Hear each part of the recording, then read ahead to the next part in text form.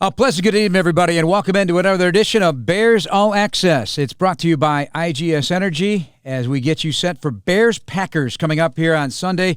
Our pregame coverage at 9, kickoff at noon from Soldier Field. Be sure to listen to News Radio 105.9 WBBM and all the great programming right here on The Score and the build-up to the matchup. My partner, Tom Thayer, ready to go. It's Packer week. He's got a grim look on his face, as he always does, when the green and yellow come in to calling. Yeah, I was thinking about that. You know, it's kind of weird because we should be in a great mood after the performance in Las Vegas. However, you start thinking about what's in front of you, and that's the unique thing about football. And not only is it the Green Bay Packers, but the importance of a division game. And you like the Bears to keep on rolling, keep the momentum that they've been able to build over the last couple weeks and carry it right through into Green Bay. Coming up next, we'll be hearing from Cody Whitehair, the Bears veteran left guard, and we'll also be joined by veteran Packers beat writer over the years, Bob McGinn, a Pro Football Hall of Famer, as we get you set for the kickoff. The angry way in which the Bears played, certainly something you enjoyed watching on tape all over again. The offensive line, the blocking again by the tight ends, the running game getting north and south and giving punishing blows over the course of the game, and that's what they needed to win in the games against the Lions and the Packers. Lions and the Raiders. Can they do that now against the Packers, the same type of game plan? You know, they have to, Jeff. But, Jeff, think about your history over the NFL. When you think about the best teams throughout your broadcasting career, they all had that offense and defensive line identity, whether it was the Baltimore Ravens, whoever you want to handpick over the years. And so the Bears in the last couple of weeks have put on display that their front seven defensively and their offensive line is taking a different physical approach to their success. And if they can keep that up and continue to develop and even improve on that reputation, you don't know what the limits are for this team. So it's about, having the two offensive and defensive line play the most important role in the game this week. I think we both agree that Elijah Wilkinson, who expects to get the start at right tackle for Jermaine Ifedi, who goes on the short-term IR list with a knee issue, played a very physical game. He was very physical up front, and that's exactly what you needed. He said it's not easy for him going back and forth. He likes being settled in at right tackle. That's one thing about it. We didn't know what to expect out of Elijah Wilkinson when he came in the game. But when he came in the game, he kept on that brand of a physical style of play. He, played to the whistle. There was no drop-off, and I think that was really encouraging to Bill Lazor, the play caller, knowing that he could still stick with what was successful for them, and that was running the ball. Well, Tom, news of the day involving the Bears, not good news for Damian Williams and the running game. Williams has been placed on the COVID-19 reserve list, so he will not be able to play on Sunday. So that puts the onus on Khalil Herbert, the rookie who impressed with an 18-carry performance against the Vegas Raiders. I think he's built for this. I think he's going to be just fine. Yeah, so do I. I think they're fortunate to have Ryan Nall waiting in the wings, and they signed Artavis Pierce recently. They're both familiar with the complete playbook. They were here the entire training camp. So, yeah, a majority of the responsibility is going to fall onto the shoulders of Khalil Herbert, first, second, and third down. But, Ryan has been in there as a fullback in the last couple weeks, and he has a really good understanding of this system. So I don't put any less expectations on the running game. It's just a matter that who's going to be in that position to carry the load. And the interesting aspect of it, Herbert has yet to catch a pass in the regular season, just 34 in his systems in Kansas and Virginia Tech. But he showed in preseason that he can catch the football. Yeah, I have no doubt that Khalil Herbert is not capable of doing anything that's asked of him.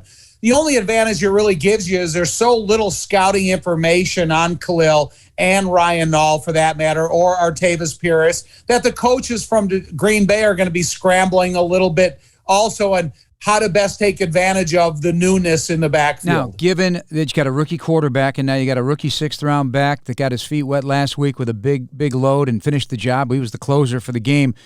Do you feel that they'll try to stress them a little bit with blitzes and blitz pickup responsibilities? Put them in conflict.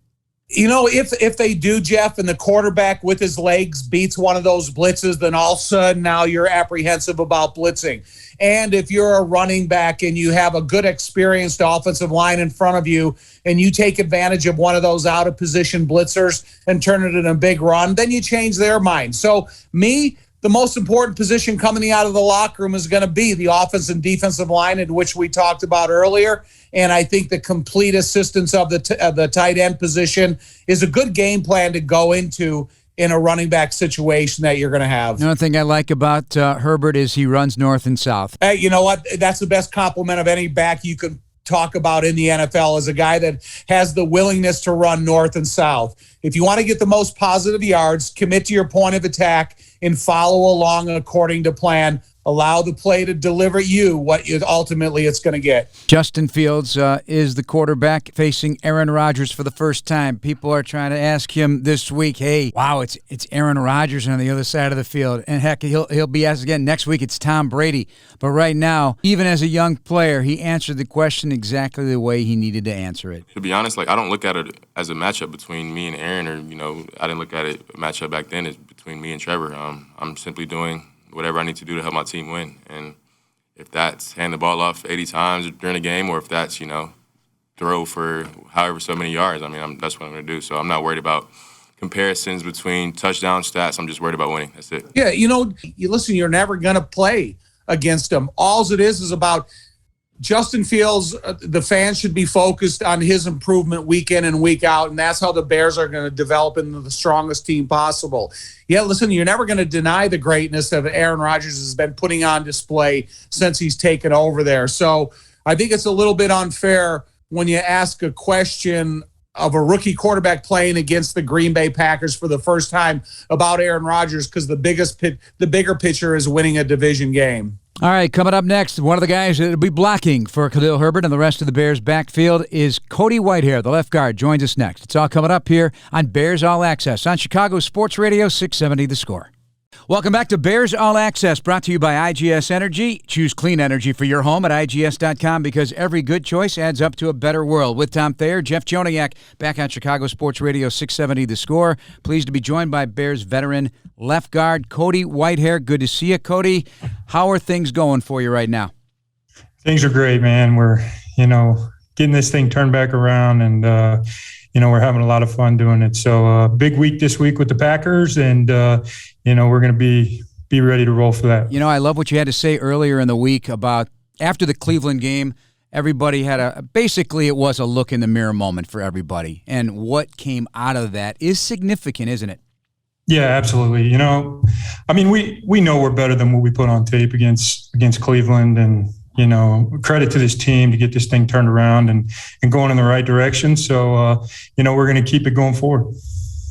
Hey, Cody, so I remember once we were playing a game, and I remember reading the scoreboard in Minnesota and said, thus far in the season, the Bears have given up 7 sacks. Tonight, they've given up 9. So I've been in the same position that you were as an offensive lineman. And it was more of us just going back to our offensive line room, kind of talking about and recommitting to each other. What was the message just said amongst you guys, not the team? Yeah, obviously you don't want to put yourself in those situations and have sacks and get your quarterback hit and all that kind of stuff. We take a lot of pride in protecting our quarterback and, making sure he has enough time to get the ball down the field or wherever he's going to go with the ball. So, it was basically like, we came in and we were like, this ain't good enough. This isn't who we want to be. And, came out to practice with a different mentality to get the thing turned around. And that's kind of been the turning point of where we're at and where we've been. Without a lot of time to develop, the relationship amongst offensive linemen is unique. How is the relationship developing between you and Jason Peters with your experience and all of his experience? Yeah, it's going well. Obviously, each week we're going to get a little bit better, passing off games, being in the right situation at the right time. But, I like where we're at now, and it's only going to get better moving forward, so I'm excited about that. It's 3 times as many years in the game than you with Jason Peters. It's hard to imagine. What you've endured already in your time has been a lot. It's a roller coaster, right? Success, failure, changing positions, whatnot. But as you think about going to work every day, do you just look at him and say, wow, can I do this for 18 years? It's a fair question, right? Yeah, it's impressive. The energy he brings to the room, even being, an 18-year veteran, is just It's amazing. It really is. The energy, the vibe he brings to our room every morning, and it carries over to practice. I mean, the things he sees on film, all that kind of stuff. I'm picking his brain and trying to get as much information as I can. And Tom has taught me this many times, you never learn everything as an offensive lineman because of the guy next to you or the guy in front of you that you're trying to block. So are you even amazed at what you've digested from a guy like Jason Peters here just in this short time? And what specifically has he taught you that you really didn't know? Yeah, absolutely. I mean, I'm always picking his brain. There's little things that he sees on tape that are just, especially in the back end, seeing safeties and stuff. So I've been able to pick his brain on his tactics on how to watch tape and figuring out the little things that he sees, especially on the back end, not just in the box of the 7, but, with safety rotations and all this kind of stuff. It's pretty impressive. Hey, Cody, let's go to the opposite end of the spectrum than Jason Peters. Let's look at your quarterback. What type of energy does he bring into the huddle, and how is that energy changing week to week? For a young guy, he's very, he's a good leader for being such a young guy. He comes in the huddle each and every week, very poised, which is pretty cool to see because as a young guy, there's a lot of emotion in the game. There's a lot of things that can happen, and he just keeps his poise, whether a good play, a bad play. He's always, he's got that next play mentality already in place. And that's pretty cool to have as a young guy. Cause, I can remember when I was playing as a young guy, if a bad play happens, you tend to let it wear on your heart a little bit. And you're like, dang, man, I wish I could have that play back. But, in this league, you have to move to the next play because you can't let one play affect 2, 3, 4 plays.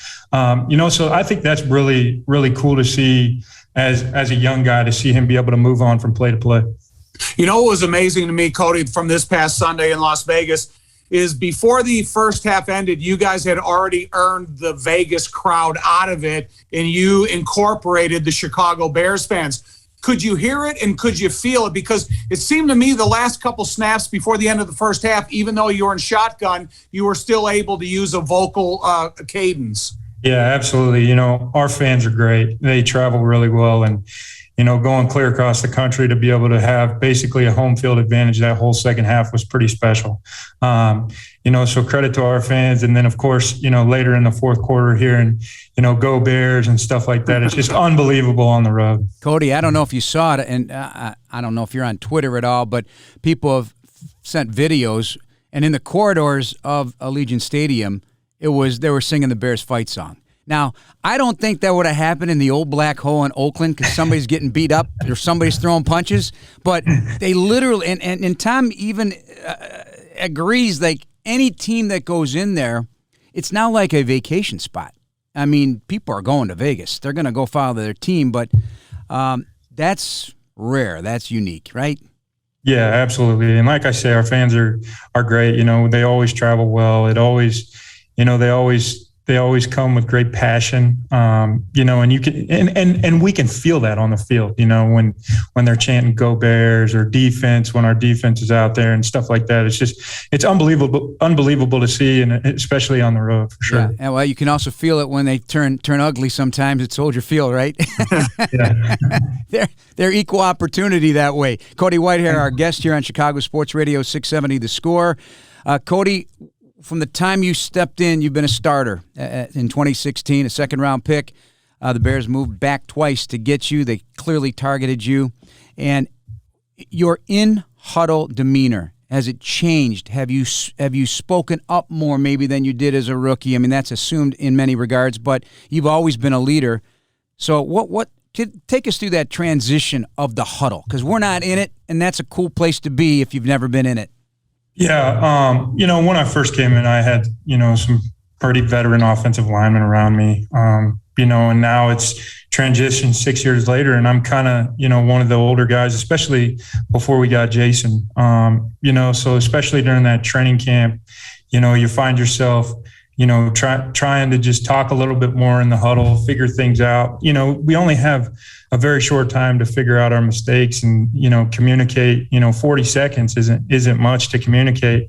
So I found myself, doing that a little bit more and talking to Sam. And, Sam's done a great job filling that center position. And, his communication has been great, and Mike points and all that stuff. He's just done a great job. But I do find myself as a little bit more veteran guy, speaking up a little bit more in that huddle. Have you ever lost your temper in the huddle that you regret, or just, or have you ever said something really funny that cracked up the whole group? I'm really not the funniest guy. I'm more serious in business when we're out there. And, you definitely do have some emotional time in that huddle where you do kind of have to get on some guys. So yes, I have had some frustrating moments in the huddle, but, at the end of the day, it's all love. We're just trying to figure out our mistakes and move on. Have you ever noticeably danced in Club Dub? Yeah, that's funny. We had a little dance. Obviously it was a big win for us in Vegas, and Club Dub was pretty lit on Sunday. So there's actually a few videos that some of the offensive linemen have of me dancing in there. So it's pretty cool. Wow! Now it's on tape. Now it's there forever. Absolutely. That's as haunting as the Super Bowl shuffle. Absolutely. Hey, Cody, so the mentality changed in the last couple of weeks because as much as you guys have run the ball, do you feel physically more exhausted after a heavy-duty run effort, or do you feel more physically exhausted when you got a pass block, stand on your feet, maintain the protection for seconds, and where do you feel different? I mean, anytime you run the ball 30 times a game, like we have the past couple of times, plus 30 times, it's taxing on the body for sure. And as I've gotten a little bit older, I guess the soreness has kind of lingered a little bit more throughout the week than if I was younger. But I definitely do feel a little bit more sore when we run the ball because, coming off the ball like that and creating double teams and creating movement for our running backs, you definitely are a little bit more sore.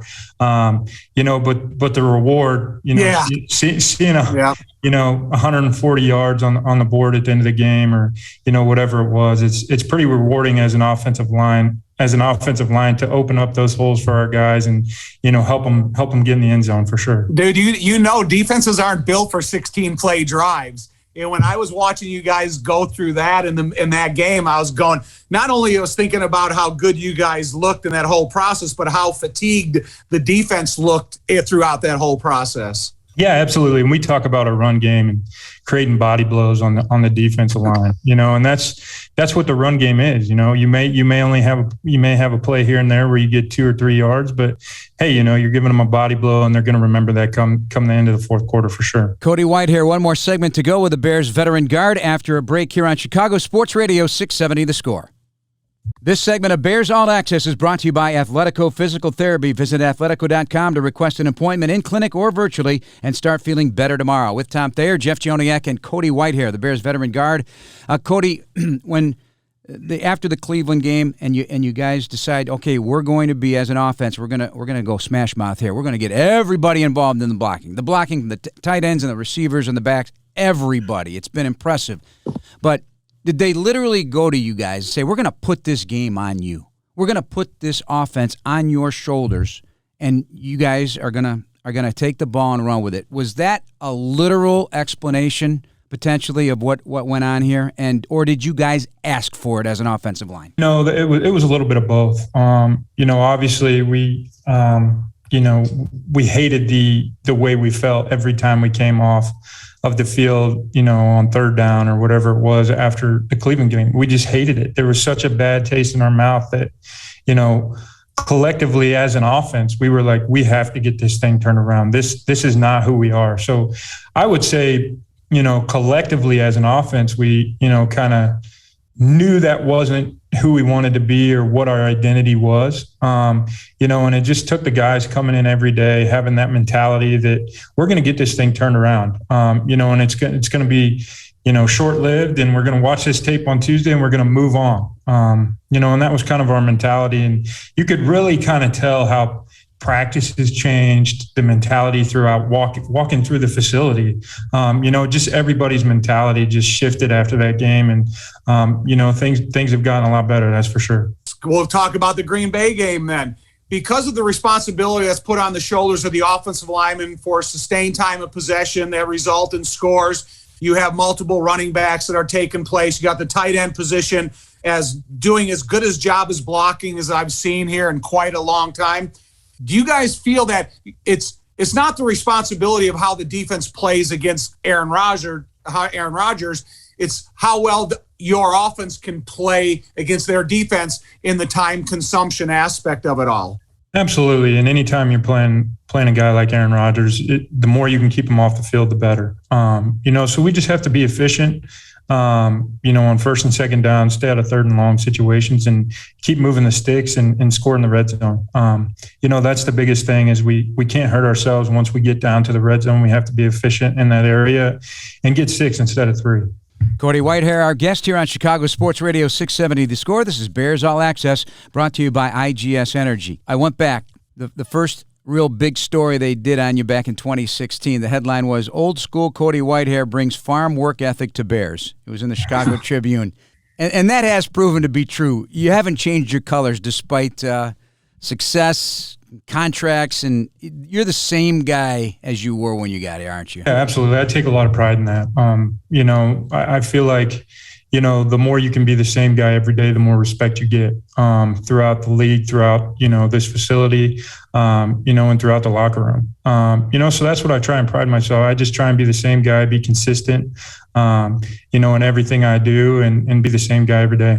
Would you say you're different, though, in terms of the weight room, because you love that place and you've added a lot of armor since college? I mean, I went back and saw a still photo of you at Kansas State. Not to say you weren't a big guy then, but you're a much bigger guy now. You could tell. Yeah, absolutely. And the thing about it is, too, once you get in the season, obviously you're going to lose some strength. We know that that's part, of your body getting broke down. But what I really try and focus on is I want to be the last guy on the field to lose my strength. So I take really, a good amount of time in the weight room to try and keep my strength up throughout the season because, as your body gets beat up, as you wear down, you're going to lose some of that strength. But I want to try and be the last one to lose as much as I can. Cody, our great friend, my great friend now for 30-something years, Clyde Emmerich, he always says to me, hey, can you ask Cody, ask him if he's crossing the line? Because I guess it's an expression that he's invented that you want to take your strength beyond, you set a goal, but you want to go beyond that. So, I know Clyde, going through some tough times, but he's still one hell of a guy. How do you take that expression about you crossing the line? Yeah, Clyde's a great guy. He still comes around when he can, and it's always good to see him in here. And every time, I hit a better lift or, I cross that line, I guess, if you will, I got to let him know because even if he's not here, I give him a call and you can tell behind the phone, he's definitely smiling.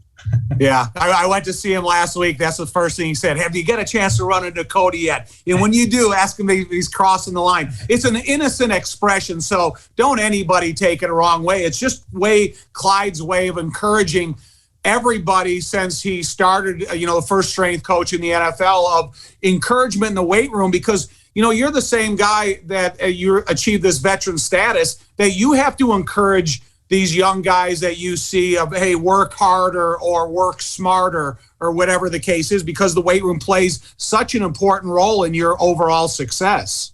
Yeah, absolutely. And there's going to be times after a game where you're a little bit more sore than others, obviously. But, being able to put that bar on your back and work range of motion and, just work that lactic acid out of there and get ready for Wednesday so you can have a really good week. It's very important. So I try and stress that to my guys as a veteran guy to make sure that we're still staying strong in the weight room. And in addition to that, you got to have super strong hands. And I read a story back when you first started as well about using grip squeeze devices. Do you still do that? Absolutely. Yep. Every day. That's kind of when I sit in, the room and watch a little tape early in the morning, I get my grip work in a little bit, every day as much as I can, because as an offensive lineman, your hands are really important as well. So you got to keep those just as strong as your body for sure. Yeah. Tom, we got our 5 things here now. Ready? 5 things for Cody. Fun stuff, quick answers. All right, buddy? You ready? Cool. Something other than football you are surprisingly good at. Cookie. Whoa. Me too. You and Thayer are twins. All right. Love to. A bucket list item you got to get to. Go to Hawaii. Tom's Me got too. a place. You guys are twins. Favorite athlete growing up? Walter Payton. Tom Block for him. A moment you were left starstruck by? Ooh, that's a tough one. I don't know. Tom, you can answer that one. Maybe having dinner with Frank Sinatra? Yeah, Wow. but we don't want to rehash that. But yeah, I mean, it was one of the greatest experiences of my life when you have a chance to sit at a table with a guy of that enormous world-renowned recognition and get a chance to pick his brain. Amazing. All right, last one. Guilty pleasure. Ooh, that's a tough one too. You guys are stumping me here. I don't know. I can go back to the one and talk about that too. The one you said before that. I guess a cool moment for me was when I got drafted here. I went to Dick's restaurant and I walked up the stairs and he was sitting up there. So that was pretty cool. Being, hearing all the stories about the Chicago Bears and then being able to see Dick was pretty cool. You could have played for him, that's for sure. And that's a great compliment. Exactly, right? Yeah. Thank you. All right, Cody, we're going to let you go. Appreciate all the time. Good luck this week against the Packers, and keep this streak rolling. Appreciate it. You bet. Thanks, guys. That's Bears. Thanks, Cody. Bears guard Cody Whitehair. Tom and I return. We'll be joined by Bob McGinn, the veteran beat writer for the Green Bay Packers. It's all coming up next here on Chicago Sports Radio 670 The Score. This segment of Bears All Access is brought to you by CDW. People who get it with Tom Thayer and Jeff Joniak. Bob McGinn joins us now, the veteran beat writer for the Green Bay Packers here on Chicago Sports Radio 670 The Score. Milwaukee Journal Sentinel for many years, then trying some different endeavors. What's your newest stop, Bob? Good morning, Jeff. I'm now with my former running mate in Milwaukee at the Journal Sentinel, Tyler Dunn, at his website, golongtd.com. Long-form journalism, that's Tyler's specialty, and that's kind of what I'm doing still with rating the Packers, the McGinn files, and my NFL draft coverage for a 38th straight year. So in this 38th year of existence with the Packers, what is the storyline right now? Because it didn't start great, but they've caught fire here a little bit, but just broad scope because there's a lot to break down and unpack about the Aaron Rodgers angles. A horrendous opener against the Saints, very solid football in the last 4 games. They're in position to kind of go wherever they want. First time in Matt LaFleur's tenure, they've had injuries to a large scale. And we're really seeing that this guy really can coach because he's overcome a lot of personnel losses. Is there any concern about Mike Pettin being a part of the Chicago Bears staff? I don't know that, Tom, but I would think so. I mean, he was a huge part of he was with LaFleur early, with him late. I think he knows an awful lot about that offense, right?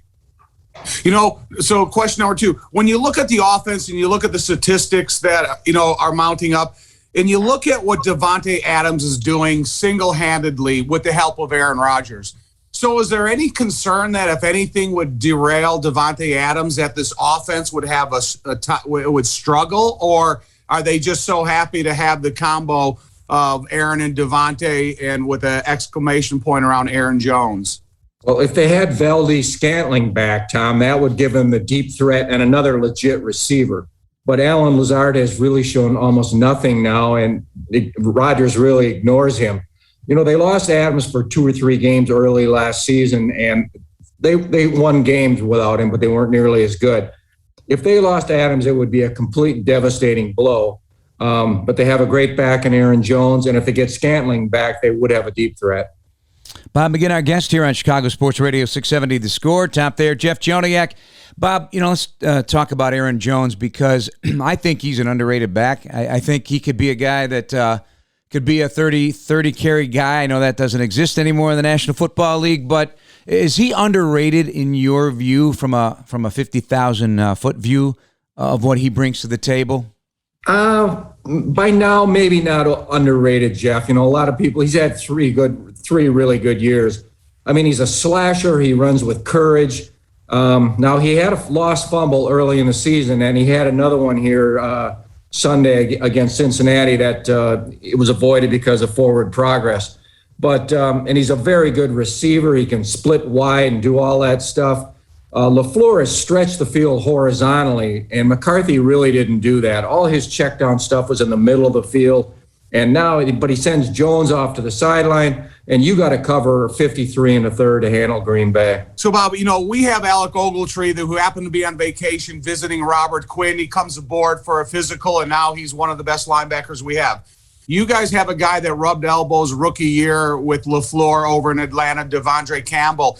And I hear and read all these complimentary things from Aaron Rodgers. So how much has this guy come on board and without really knowing a lot about him throughout the offseason, not bailed out the linebacker position, but has really helped the defense? Still want to see more, Tom, but the guy has played pretty darn good football here. He's wearing the green dot. I mean, he's far better. It's been a revolving door. They haven't spent any money at that position really since drafting A.J. Hawk. Ty Summers, the guy from Minnesota last year, Martin, Chris Barnes is okay, but this is a step up. Campbell still can run. He came out from Minnesota, and that's really the big thing. He can run, and he can cover backs, and he can do some stuff in zone drops. And he's been a pretty physical guy on the hitting department. So it's been a huge addition, and now they have Jalen Smith, and we'll have to see where they fit him in. The offensive liner, Jair Alexander, what injuries is the most interruptive to the Green Bay Packers? Tom, that's the most remarkable thing of these first 5 weeks. They played without 3 starters in this last game on the O-line, but you got Nijman now and 2 guards, Runyon and Newman, and a young center, Josh Myers. They got 8 guys now who I think can play. And I don't ever recall that in Green Bay where you got 8 old linemen. Runyon, maybe it's 7.5 with that guy. He's a little, but their offensive line coach is Adam Stenovich. They've developed people on their old line. Well, they got to protect that the golden arm, I guess, and he helps them in as many ways as they help him. So I mean, he's the most. If you're an opponent of this man and you're a navy blue and orange supporter, there's nothing more irritating to play Aaron Rodgers when it's 3rd down and 20 and he can find a way to make a play, and it's happened repeatedly. That's why I say for this game, no matter where the Packers are at or where the Bears are at, you can't make a mistake. It almost has to be that way because he capitalizes on every single mistake you make. He was terrible on opening day, and he didn't have the off season, and he's played not great, but he's played well here by his standards the last month. His connection with Adams, Green Bay's had a lot of terrific receivers, starting with Don Hudson, then Lofton, and then during their renaissance. Adams has been really incredible, and his numbers on the road have been absolutely astonishing. His numbers on the road, 10 catches or more on road games in NFL history. He has 10. The all-time leader is Julio Jones with 11. So he's going to be right at home against the young corners of the Bears at Soldier Field. Bob McGinn, our guest here on Chicago Sports Radio 670 The Score. In 2011, the Bill Nunn Award, used to be the McCann Award, elected into the Pro Football Hall of Fame for his many years reporting on pro football.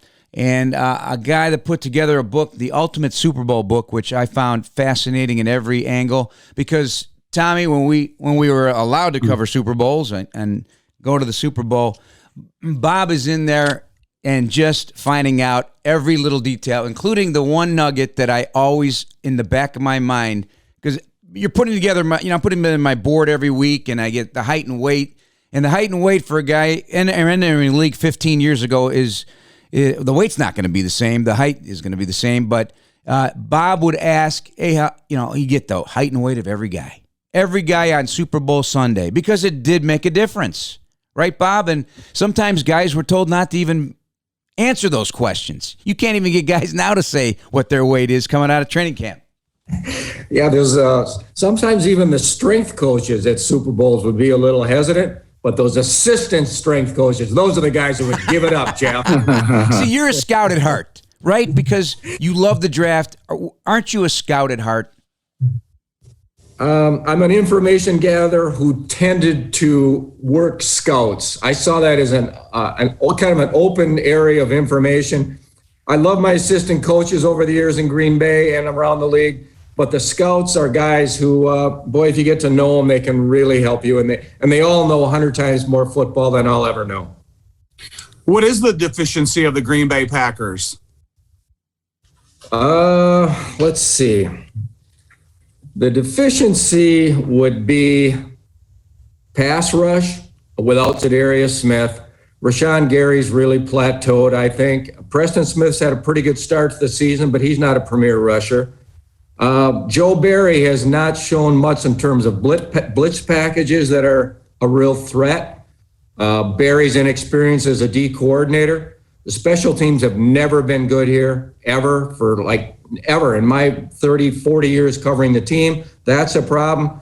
And I think, Adrian Amos, you guys know him. Everybody's matching up on Adrian on 3rd and 4, 3rd and 5. He's a stiff guy in coverage. That hurts him. And Darnell Savage, the other safety, a talented guy, but he makes an awful lot of, he's got, I'd say, poor eye discipline. He takes a lot of chances. So I think that's it. And if Kenny Clark goes down, their D-line, their run defense is really shaky. Yeah. What I had some. Is Jeff brought it up at the beginning? I wanted to bring it up also. Aaron Rodgers is it bygones be bygones, or is there Green Bay concerned that at the end of the season they're going to be hoping Jordan Love develops into what they drafted him to be? I think much of that, Jeff, depends on how the season turns out, Tom. Rodgers, I think he's upset with the organization, the way it treated him, and he's got a list of grievances, whatever. But that can change now with a Super Bowl victory or a close loss in the Super Bowl, something like that. They're tight against the cap, and it's never really been like that for 20 years. Since the cap really started in 93, they've never had cap problems. But they got to re-sign Adams. They're going to do something with Rodgers' deal, I would think. So it could be his last season. There's no question about that. All right, Bob, we're going to let you go. I know you got things to do today, and we appreciate it very much. Bob McGinn, now working for golongtd.com. Check it out. And some really good people over there, including Tyler Dunn, who's done some really good journalism over the years. Bob, appreciate it, and good seeing you, my friend. Bears and Packers on Sunday. Never gets old in the NFL, that's for sure. Great rivalry. Thanks a lot, guys. Bob McGinn, Thanks, Bob. Bob McGinn. With Tom, I'm Jeff. We'll be back after this break on Chicago Sports Radio 670 The Score. Sunday's game against the Green Bay Packers brought to you by PNC, the official bank of the Chicago Bears. With Tom Thayer, I'm Jeff Joniak, getting you set for Bears-Packers. Just heard from Bob McGinn with his review of this team, the longtime veteran writer covering Packers football. So let's start breaking it down now from an Aaron Rodgers, Davante Adams standpoint, because really you have to begin there offensively, because those two alone can inflict enough damage to beat you. Yeah, they can play a two-man game against any down and distance. They have a great relationship that doesn't take any verbal signals to be on the same page. And then, when you talk about Davante Adams and sometimes how open he is in the middle of a defense, he talks himself about his release at the line of scrimmage plays a more important role than his size or his speed. And so I guess that's the challenge of the defensive backs. It's not necessarily, how they cover them, but when they're lined up against him at the line of scrimmage in press coverage, or they're lined up at a certain distance off the line of scrimmage when he makes his transition into the break of his route. And that will dictate the fate of, what Aaron Rodgers feels comfortably at doing with Davante Adams. But what the guy does from the line of scrimmage plays the biggest role in his success. All right, and Sean Desai, the defensive coordinator for the first time against these Packers, speaks of the complication of playing them, and not just because of Aaron Rodgers and Davante Adams. They're good players. And so when they're good players and you got a quarterback like that and a receiver like that, and the system allows them to create space for those guys. Even on all the run plays, you got to defend those backs now, because they've got a good running game and those backs are really good. But on all their run plays, there's any moment where Aaron can get up and throw the ball. And everybody's block and run, and you're fitting the run, and all of a sudden there's Devontae catching one in the flat, or there's Tanyan catching one in the flat, or whoever it is. Somebody's catching one on a fade ball, on a run play. So, they're attacking all levels of the field and all parts of the field and using your eyes against you. And so that's where we got to be really disciplined and patient and just kind of keep straining through the game. All right, when he talks about using your eyes against you, that's peaking. That's not remaining disciplined with your eyes on what your keys are, correct? Yeah, and Jeff, don't overplay your responsibility. So if you go back and you watch all the most successful of the last 30 runs by Aaron Jones, a majority of them are cut back against the original point of attack. So now if you're a defender, you're on the backside and you're playing an undisciplined style of defense, then you're going to open up the opportunities for Aaron Jones and Dylan for that matter. So just be responsible for your responsibility as you break the huddle. Yeah. Don't try to guess and don't try to do too much. All right, looking back to the January 3rd meeting against the Packers at Soldier Field, Bears dominated the clock. That was your plan, right? Try to keep them off the field. He still threw 4 touchdown passes, and they won the game despite you dominated the time of possession. And because they were moving the ball, they only had 7 third down in that game. 7 third downs. That's it. That speaks of tremendous efficiency. Yeah, and it really is a huge challenge to your defense because when you're getting hit for chunk yards repeatedly, you kind of really waver on the faith of the system and how you're calling the game. You're not challenging these guys to have a drive that turns into a double-digit, time-consuming drive that results in 3 points.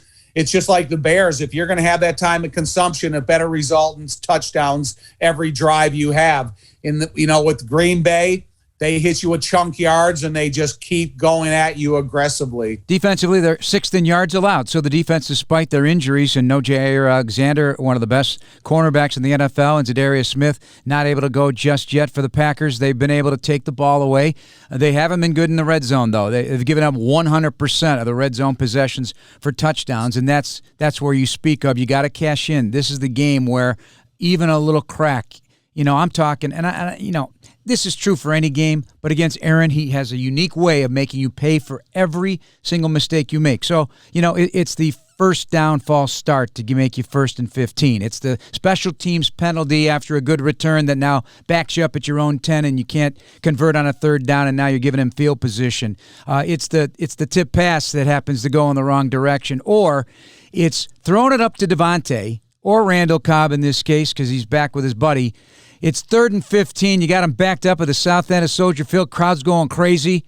And he throws it up there and draws a pass interference penalty for a 1st down. He does it every time. Well, the greatest luxury to a defensive coordinator is having a quarterback as great as Aaron Rodgers, because in between the 20s, you can be a lot more aggressive. And then, in the red zone, you talk about their vulnerabilities. There's not a lot of things that that Aaron Rodgers can help you with because you're close to the goal line and you're giving up these opportunities. But inside the field of play, you can have a chance to be a little bit more aggressive trying to make a play, because if you miss it, Aaron Rodgers will bail you out. And that's always one of the luxuries that they've had since like I said, the Favre and Rodgers era has begun. All right, there's a bunch of matchups that we could break down, but one I'm particularly interested in, if he travels with Devontae Adams, is Jaylen Johnson, who's very proud to be covering everybody's best receiver. I want to follow the best receiver every game. So, he's the best receiver. So, of course, I'm looking forward to that matchup, and we'll see what happens. He's allowing less than a 40% catch rate so far, getting a lot of acclaim out there from the analytics version of analysis and reporting.